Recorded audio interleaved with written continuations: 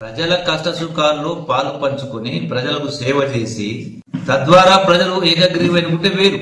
కానీ నాకు డబ్బు ఉంది కదని అహంకారంతో డబ్బు బలంతో ఈ యొక్క పదవులు కొనుగోలు చేస్తున్నట్టే నా దృష్టిలో వాళ్ళు ప్రజాస్వామిక వాదులు కాదు, వాళ్ళు మనుషులే కాదు.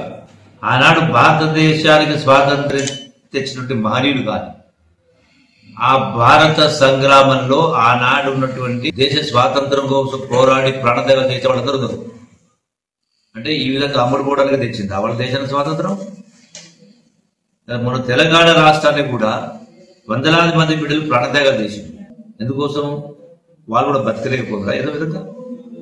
అరే మా చావుతో తెలంగాణ రావాలి, ప్రజాస్వామ్యం పరిడం వెళ్ళాలి, ప్రజల కష్టాలు దూరం కావాలి, ఒక స్వచ్ఛమైనటువంటి పరిపాలన ఉండాలి.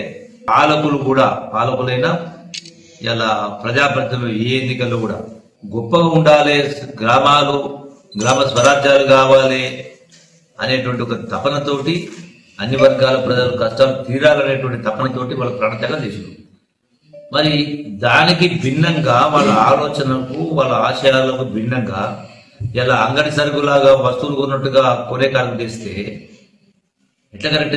ఇది ఎవరు చేసినా ఏ స్థాయి వాళ్ళు చేసినా దీన్ని సహించరాదు. ప్రజలకు సేవ చేసి తద్వారా ప్రజలు ఏకగ్రీవైన ఉంటే వేరు. కానీ నాకు డబ్బు ఉంది కదని అహంకారంతో డబ్బు బలంతో ఈ యొక్క పదవులు కొనుగోలు చేస్తున్నారు.